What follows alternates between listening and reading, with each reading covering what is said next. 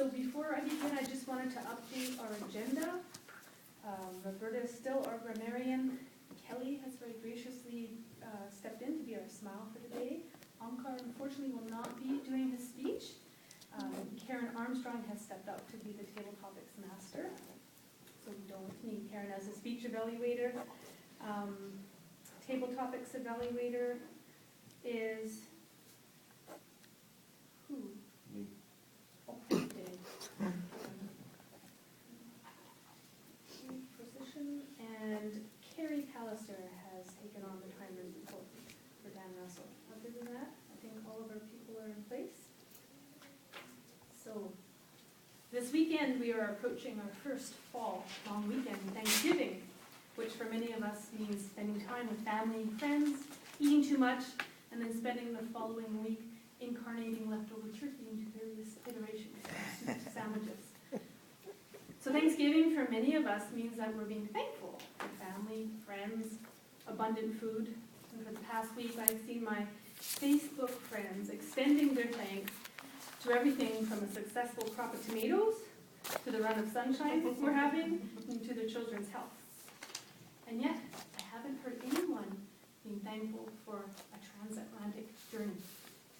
Which brings us to the origin of Thanksgiving.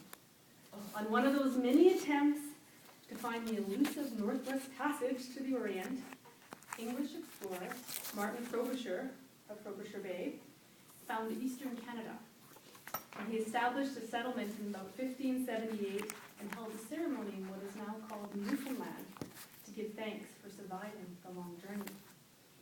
And Canada, as a nation, celebrated its first nationwide Thanksgiving Day in 1879.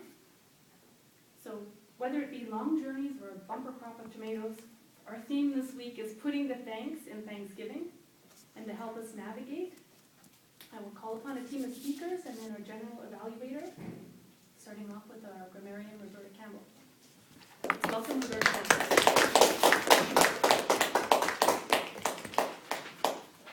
You are being recorded. Oh, that's right. Thank you.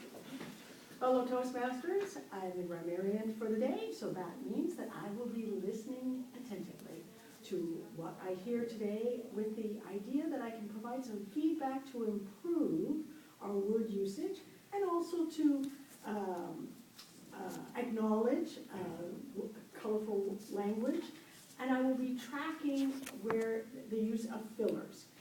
I'm also here to provide the word of the day, and I will be counting it as it gets used by acknowledging it. Everyone, if you could acknowledge it on the table. The word of the day is gratitude. So gratitude is a noun. The definition is the state of being grateful or thankful. An example would be, please accept this gift as a token of my gratitude. So I think depending on what our table topic is today, we might have an opportunity to use this word often today.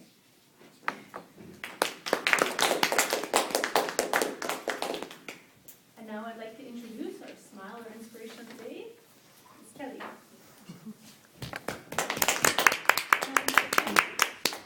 Fellow Toastmasters, I've decided to share some more funny short stories with you that I found. I was going to squirrel this one away for another smile, but here it goes. The first one is called Wrong Email Address. The couple decided to go on vacation, but his wife was on a business trip. So he went on the destination first, and his wife would meet him the next day. When he reached his hotel room, he decided to send his wife a quick email.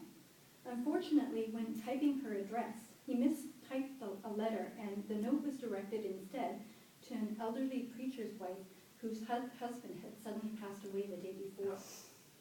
When the grieving widow checked her email, she took one look at the monitor and let out a piercing scream and fell dead to the floor. At the sound of this, her family rushed into the room and saw the note on the screen. It said, "Dearest wife, just got in. Everything's prepared for your arrival tomorrow. P.S. It sure is hot down here." That one just totally made me smile. The second one that I have for you is called The Problem with Dandelions. A man who took great pride in his lawn found himself with a large large crop of dandelions. He tried every method he knew to get rid of them. Still, they plagued him. Finally, he wrote to the Department of Agriculture. He enumerated all the things that he had tried and closed the letter with a question, "What shall I do now?" In due course, the reply came, "We suggest you learn to love them." My third funny story is a very short one. It's called In the Same Boat.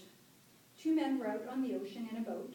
One of them began drilling in the bottom of the boat, and the other, aghast, said, "What are you doing? Stop drilling." And the first man replied, "It's all right, I'm only drilling on my side."